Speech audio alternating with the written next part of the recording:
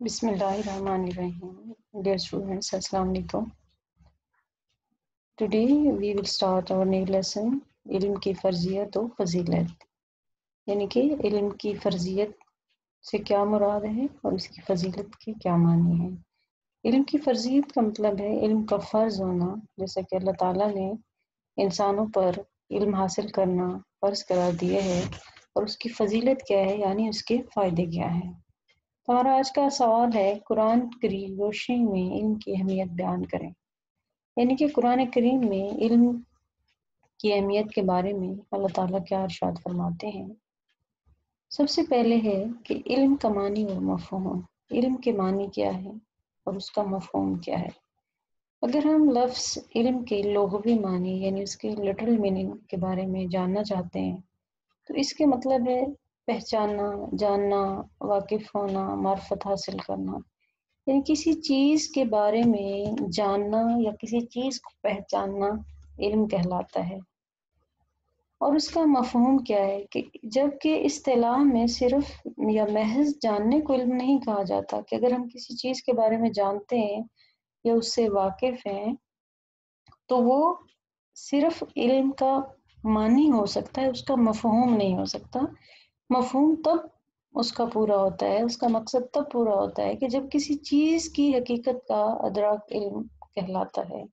یعنی کہ جب کسی چیز کے بارے میں جانکاری حاصل کر لی جائے، جب کسی چیز کے بارے میں سمجھا جائے تو وہ علم کہلاتا ہے. اگر ہم ایک ایگزامپل لیتے ہیں کہ ایک اسٹوڈنٹ ہے جو میڈیکل فیلڈ میں جاتا ہے، ایک انجینئرنگ میں جاتا ہے، ایک کمپیوٹر کو چوز کرتا ہے، تو ہمیں یہ تو پتہ ہوگا کہ کمپیوٹر کا علم کمپیوٹر سے ریلیٹڈ ہے. اٹ مینس کہ یہ ہمارے پاس صرف علم ہے، ہمیں پتہ ہے. اور ہمیں یہ پتہ ہے کہ جو بایو پڑھ رہا ہے وہ میڈیکل کا اسٹوڈنٹ ہوگا یا یہ میڈیکل کی فیلڈ میں جائے گا. انجینئرنگ والا انجینئرنگ کے سبجیکٹ پڑھ رہا ہے، لیکن اس کا مفہوم کیا ہے جب اس کے بارے میں جانکاری حاصل کر لی جائے، اس کو سمجھ لیا جائے. جیسا ایک میڈیکل کا اسٹوڈنٹ میڈیکل کی بکس پڑھتا ہے، اس کے بارے میں ایکسپلور کرتا ہے، لرن کرتا ہے، سیکھتا ہے، تو وہ علم کہلاتا ہے. تو اللہ تعالیٰ نے بھی انسان کو اشرف المخلوقات اس لیے بنایا کہ اس کو شعور دیا. اللہ تعالیٰ نے انسان کو تمام تر مخلوقات میں سے بہترین اسی لیے بنایا کہ انسان کے پاس علم کی نعمت تھی. انسان کے پاس سیکھنے کی، سوچنے کی، سمجھنے کی، فیصلہ کرنے کی ساری قوتیں حاصل ہیں جو کہ دوسری مخلوقات کو نہیں ہیں. تو اب اللہ تعالیٰ نے علم تو انسان کو دیا، شعور کے ذریعے سے انسان کو ایک سینس دی، لیکن اس کا ادراک کیسے ہوا کہ جب اللہ نے انسان کو پیدا کیا اور پھر اس کو شعور دیا، اور اس شعور سے انسان کو پتہ چلا کہ غلط کیا ہے اور صحیح کیا ہے، نیکی کیا ہے، بدی کیا ہے، نیک عمال کرنے کا صلہ کیا ہے، برائی کرنے کی سزا کیا ہے. تو یہ ہے علم، اور یہ علم صرف انسانوں کے پاس ہے، دوسری مخلوقات کے پاس نہیں ہے. اللہ تعالیٰ نے فرشتے بنائے، جانور بنائے، پرندے بنائے، لیکن ان کو چارج نہیں دیا. انسان کو چارج دیا ہے کہ وہ خود سے فیصلہ کر سکتا ہے. علم اللہ کا احسان اور نعمت. علم اللہ تعالیٰ کا انسان پر احسان ہے، ایک بلیسنگ ہے کہ اللہ تعالیٰ نے جہاں انسان کو بہترین مخلوقات کے طور پر اس دنیا میں بھیجا، اور وہیں اس کو نعمت علم بھی عطا کی جو کہ دوسری مخلوقات کے پاس نہیں ہے. اسی لیے انسان باقی جتنی بھی مخلوقات ہیں ان سے افضل ہے، ان سے بڑھیا ہے، اعلیٰ ہے. پھر انسان کی فضیلت کا معیار. انسان کی فضیلت کا معیار کیا ہے؟ انسان سرتاج کائنات اور زمین پر خدا کی بہترین مخلوق ہے. جتنی بھی مخلوقات اللہ تعالیٰ نے بنائی ہیں، انسان ان سب میں سے بہترین ہے. پھر اللہ تعالیٰ کا خلیفہ اور نائب ہے۔ انسان اللہ تعالیٰ کا خلیفہ ہے کیونکہ جب اللہ تعالیٰ نے سب سے پہلے انسان کو تخلیق کیا اور پھر اس کو علم و شعور سکھایا اور پھر وہاں سے نسل انسانی کا سلسلہ شروع کیا، اور اللہ تعالیٰ نے پھر انسانوں کی اصلاح کے لیے، ان کو غلط اور صحیح کے بارے میں بتانے کے لیے اپنے بندے، اپنے نیک بندے نبیوں کو مبعوث فرمایا، اور انسان نے بشر سے بشر کی تربیت کا انتظام کیا۔ یہ انسان کی اس لیے کیونکہ اللہ تعالیٰ نے انسان کی جو فضیلت کا معیار ہے وہ بہت اعلیٰ بنایا ہے کہ انسان کو یہ فیض حاصل ہے کہ وہ اللہ تعالیٰ کا خلیفہ اور نائب ہے، کیونکہ جتنے بھی نبی اس دنیا میں آئے انہوں نے لوگوں تک وہی پیغام پہنچایا جو اللہ تعالیٰ نے ان کو حکم دیا۔ ہمارے نبی نے بھی ہمیں زندگی کے بارے میں ہر چیز کا علم سکھایا، ہمیں امر بالمعروف اور نہی عن المنکر کے بارے میں بھی بتایا۔ تو یہ کیا تھا؟ کیونکہ اللہ تعالیٰ چاہتے تو فرشتوں سے بھی انسان کی تعلیم و تربیت کرواتے، لیکن انسان نے انسان کی اصلاح کے لیے بشر کو ہی چوز کیا۔ وہ باقی تمام مخلوقات سے صرف اس لیے افضل اور اشرف ہے کہ اللہ تعالیٰ نے اس سے عقل سے نوازا ہے اور اسے سب سے زیادہ علم دیا ہے۔ اس علم کی بنا پر ہی فرشتوں کو حضرت آدم کے آگے جھکنا پڑا، اور اسی کے ذریعے کائنات انسان کے لیے مطیع اور مسخر ہو کر رہے گی کہ اللہ تعالیٰ نے آدم علیہ السلام کو علم عطا کیا تھا اور فرشتوں کو حکم دیا کہ ان کے آگے سجدہ کریں، کیونکہ اللہ تعالیٰ نے انسان کو فرشتوں سے بھی افضل قرار دیا، کیونکہ فرشتے تو صرف اللہ کی کمانڈز پر چلتے ہیں، جو کرنے کا ان کو حکم دیا جاتا ہے، لیکن انسان کو اللہ نے شعور بھی دیا ہے اور اختیار بھی دیا ہے۔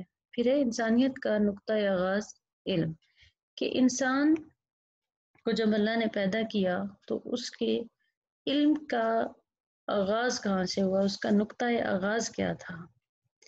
حضرت آدم کی تخلیق کے بعد انہیں خدا کی طرف سے جو پہلا تحفہ ملا وہ علم ہی تھا، کہ اللہ تعالیٰ نے حضرت آدم کو جب تخلیق کیا تو پھر انہیں علم و شعور سے نوازا۔ اللہ تعالیٰ نے ایک انسان کو جب بنایا تو ان میں علم و شعور دیا۔ پھر اللہ تعالیٰ فرماتے ہیں سورہ بقرہ میں وَعَلَّمَ، اور سکھائے ہم نے آدم کو الاسماء، نام، کلھا، ہر چیز کے، کہ ہم نے آدم کو ہر چیز کے نام سکھائے۔ کہ جب اللہ تعالیٰ نے حضرت آدم علیہ السلام کو پیدا کیا، ان کو شعور دیا اور پھر انہیں کائنات کی ہر چیز کے بارے میں بتایا، ہر چیز کے ان کو نام سکھائے اور ان کو غلط اور صحیح کا شعور بھی دیا۔ پھر ہے پہلی وحی اور علم، کہ جب ہمارے نبی پر پہلی وحی نازل ہوئی اس میں کیا باتیں ہوئیں، کہ اللہ تعالیٰ نے اپنا پیغام جو اپنے نبی تک بھیجا قرآن کریم کے ذریعے سے، وہ کیسے ہوا۔ اللہ تعالیٰ کے اپنے بندوں پر بے حد احسانات ہیں، ان میں سے ایک احسان علم ہے جو اس نے اپنے بندوں کو عطا کیا۔ نبی کریم صلی اللہ علیہ وآلہ وسلم پر جب پہلی وحی نازل ہوئی تو اس کا آغاز بلفظ اقرا سے ہوا۔ اقرا کا مطلب ہے پڑھ۔ سورہ الگ کی پہلی 5 آیات پہلی وحی کہلاتی ہیں، اور ان آیات میں علم اور قلم کی فضیلت بیان کی گئی۔ آیات کا ترجمہ ہے، پڑھ اپنے رب کے نام سے جس نے پیدا کیا، جس نے انسان کو جمے ہوئے خون سے پیدا کیا۔ پڑھ، اور تیرا رب بڑا کریم ہے جس نے قلم سے پڑھنا لکھنا سکھایا، انسان کو وہ کچھ سکھایا جو وہ نہیں جانتا تھا۔ کہ جب جبرائیل علیہ السلام نبی کریم پر پہلی وحی لے کر نازل ہوئے تو انہوں نے رسول اللہ سے کہا کہ اقرا، پڑھ۔ تو آپ صلی اللہ علیہ وسلم تو پڑھنا نہیں جانتے تھے، تو پھر انہوں نے آپ کو گلے سے لگایا اور آپ کے سینے میں علم کی روشنی کو بھر دیا، اور پھر آپ نے سورہ الگ کی یہ آیات جبرائیل علیہ السلام کے ساتھ پڑھی۔ اور ان آیات میں بھی اللہ تعالیٰ نے واضح طور پر بیان کر دیا ہے کہ پڑھ اپنے رب کے نام سے جس نے پیدا کیا، کہ تو صرف اپنے رب کے نام سے پڑھ، کیونکہ وہی خالق اور مالک ہے اور وہی تجھے شعور دینے والا ہے، جس نے انسان کو جمے ہوئے خون سے پیدا کیا۔ یعنی کہ یہ صرف اللہ تعالیٰ کی ذات کی حکمت ہے کہ اس نے انسان کی تخلیق کا جو عمل ہے وہ خون کی ایک بوند سے کیا ہے۔ پڑھ، اور تیرا رب بڑا کریم ہے جس نے قلم سے پڑھنا لکھنا سکھایا، جس نے انسان کو شعور دیا اور اس کو لکھنا اور پڑھنا سکھایا، اور انسان کو وہ سب سکھایا جو وہ نہیں جانتا تھا۔ پھر ہے اہل علم کی فوقیت۔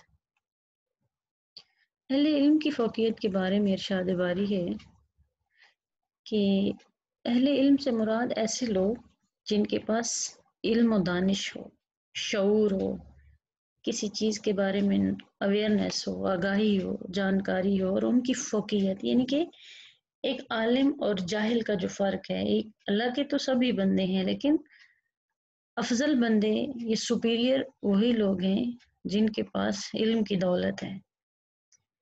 قُلْ هَلْ يَسْتَوِي الَّذِينَ يَعْلَمُونَ وَالَّذِينَ لَا يَعْلَمُونَ قُلْ يَسْتَوِي الَّذِينَ، قُل کہہ دیجئے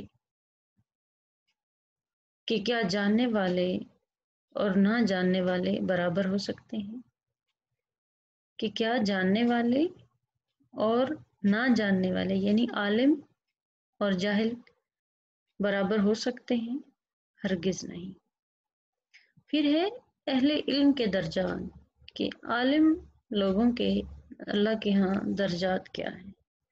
اللہ تعالیٰ نے قرآن مجید میں اصحاب علم یعنی علم والوں کے بلند درجات کا ذکر فرمایا ہے۔ یرفع اللہ الذین آمنوا منکم والذین اوتوا العلم درجات۔ تم میں سے جو لوگ ایمان لائے اور جنہیں علم دیا گیا، اللہ کے ہاں اللہ ان کے درجات کو بلند فرمائے گا، یعنی کہ اللہ تعالیٰ ان لوگوں کے درجات کو بلند فرمائے گا، ایک وہ جو ایمان لائے اور دوسرے وہ جنہوں نے علم کو حاصل کیا اور اس کو آگے تک پہنچایا۔ پھر ہے اللہ سے ڈرنے والے۔ اب اللہ سے ڈرنے والے کون لوگ ہیں؟ وہی لوگ جن کے پاس علم ہے، یعنی علم کیا ہے؟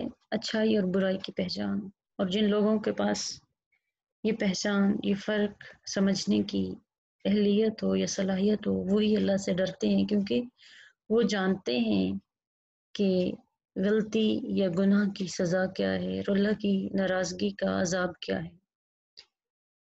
اللہ تعالیٰ فرماتے ہیں انما یخشی اللہ من عبادہ العلماء، کہ اللہ کے بندوں میں سے اہل علم ہی اللہ سے ڈرتے ہیں، کیونکہ جو جاہل ہیں وہ نہیں ڈرتے کیونکہ وہ نہیں جانتے۔ بالکل ایسا ہی جس طرح وادی طائف میں نبی کریم تشریف لے گئے اور ان لوگوں نے دعوت اسلام پر جو آپ کے ساتھ سلوک کیا اور آپ کو جو اذیتیں پہنچائیں، اور اس کے بعد اللہ تعالیٰ نے جبرائیل علیہ السلام کو بھیجا کہ آپ چاہیں تو میں ان کو تباہ و برباد کر دوں، لیکن آپ صلی اللہ علیہ وسلم نے اس موقع پر بھی یہی فرمایا کہ یا اللہ تو ان کو ہدایت دے، کیونکہ یہ نہیں جانتے کہ یہ کیا کر رہے ہیں، کیونکہ ان کو تو پتہ ہی نہیں تھا کہ صحیح کیا ہے اور غلط کیا ہے۔ پھر ہے حضور صلی اللہ علیہ وسلم کا امتیازی وصف، کہ ہمارے نبی کا امتیازی وصف یا خوبی، یعنی ان کا جو ڈسٹنکٹیو فیچر تھا وہ کیا تھا۔ نبی کریم کا امتیازی وصف تعلیم و تربیت ہے، کیونکہ ہمارے نبی نے خود بھی علم حاصل کیا اور آگے لوگوں کو سکھایا۔ آپ صلی اللہ علیہ وسلم نے علم حاصل کیا، اللہ تعالیٰ نے قرآن کے ذریعے آپ کو وہ سارا علم دیا جو اس آپ سے پہلے کسی اور نبی کو یہ شرف حاصل نہیں ہوا تھا، اور پھر آپ نے اللہ کے پیغام کو بندوں تک بہت ہی منظم اور خوبصورت طریقے سے پہنچایا۔ آپ نے لوگوں کو تعلیم بھی دی، تربیت بھی دی، اور بہت سے ایسے لوگ جو صرف آپ کی انداز تربیت سے متاثر ہو کر حلقہ اسلام میں داخل ہوئے۔ یعنی کہ تعلیم اور تربیت جو ہے یہ ہمارے نبی کی خوبی ہے، یہ ہمارے نبی کے زندگی کا ایک عمل ہے، اور ہم میں سے اگر کوئی بھی انسان علم حاصل کرتا ہے یا دوسروں کو علم سکھاتا ہے تو اللہ تعالیٰ کے ہاں اس کے بہت بڑے درجات ہیں۔ پھر اللہ تعالیٰ فرماتے ہیں وہ نبی تمہیں کتاب اور حکمت کی تعلیم دیتا ہے اور تمہیں وہ باتیں سکھاتا ہے جو تم نہ جانتے تھے، یعنی کہ اللہ تعالیٰ فرماتے ہیں کہ نبی کریم تمہیں وہ سب بتاتے ہیں جو تم نہیں جانتے۔ اگر ہم آج سے 1400 سال پہلے دیکھیں کہ جن جن چیزوں کے بارے میں ہمارے نبی نے ارشاد فرمایا، جن چیزوں کے متعلق انہوں نے فرمایا، آج وہ دنیا کی ہر سائنس اس کو ماننے کو تیار ہے کہ ہمارے نبی کی جو باتیں تھیں وہ حکمت سے خالی نہیں تھی، کیونکہ وہ اللہ کا پیغام پہنچاتے تھے، اور اللہ تعالیٰ تو ہر چیز سے واقف ہے، اللہ تعالیٰ تو وہ سب جانتا ہے جو کوئی نہیں جانتا۔ پھر ہے علم پختہ لوگوں کے بارے میں اللہ تعالیٰ کا ارشاد کہ اللہ تعالیٰ ان لوگوں کے بارے میں کیا کہتے ہیں جن کے پاس ایک سالڈ نالج ہو۔ ان متشابہات کا علم اللہ کے سوا اور کوئی نہیں جانتا، اور علم میں راسخ لوگ کہتے ہیں کہ ہم اس پر ایمان لائے اور یہ سب ہمارے رب کی طرف سے اتری ہے، اور سمجھانے سے وہی سمجھتے ہیں جن کو عقل ہے۔ یعنی کہ جو پیغام اللہ نے بندوں تک نبیوں کے ذریعے پہنچایا ہے، اور نبی جو لوگوں کو آگے تلقین کرتے ہیں، تو ایمان والے جو لوگ اللہ اور اس کے نبیوں پر یقین رکھتے ہیں وہ تو من من اس کو قبول کر لیتے ہیں اور اس پر عمل پیرا ہوتے ہیں، اور ان میں سے کچھ ایسے بھی ہیں جو اس کا تمسخر اڑاتے تھے اور اس کو نہیں سمجھتے تھے۔ تو اس میں اللہ تعالیٰ فرماتے ہیں کہ وہی لوگ اس چیز کو سمجھ سکتے ہیں جو ایمان والے ہیں، اور یہ سب ہمارے رب کی طرف سے اتری ہیں، اور سمجھانے سے وہی سمجھتے ہیں جن کو عقل ہے۔ ایک جن کے پاس علم ہے اور جن کے پاس ایمان ہے وہی اللہ تعالیٰ کے پیغام کو سمجھ سکتے ہیں۔ پھر ہے اہل علم کی توحید پر گواہی۔ توحید کیا ہے؟ وحدانیت ہے، یعنی اللہ کا ایک ہونا۔ صرف اہل علم ہی اس چیز کی گواہی دیتے ہیں کہ اللہ ایک ہے۔ اگر ہم دوسرے مذاہب میں دیکھیں تو یہ صرف ان کی جہالت ہے، ان کی لاشعوری ہے، ان کے عقائد بہت سی دوسری چیزوں پر ہیں جو کہ حقیقت نہیں ہے۔ اللہ تعالیٰ نے علم والوں کو اپنی توحید پر گواہ بنایا ہے۔ پھر ہے اللہ تعالیٰ فرماتے ہیں اس بات پر کہ علم کے سوا کوئی عبادت کے لائق نہیں، اور خود اللہ گواہ ہے، اس کے فرشتے گواہ ہیں اور اہل علم گواہ ہیں۔ اوکے، پھر ہے علم میں اضافے کی دعا کہ آپ صلی اللہ علیہ وسلم ہمیشہ اللہ تعالیٰ سے علم کے اضافے کی دعا کیا کرتے تھے کہ اللہ تعالیٰ نے آپ کو علم میں اضافہ کی دعا کرنے کا حکم دیا، رب زدنی علما، اے میرے رب میرے علم میں اضافہ فرما۔ اوکے، آج کا ٹاپک کلیئر ہو گیا؟ اب آپ کو کوئی کنفیوژن ہو تو آپ مجھ سے پوچھ سکتے ہیں۔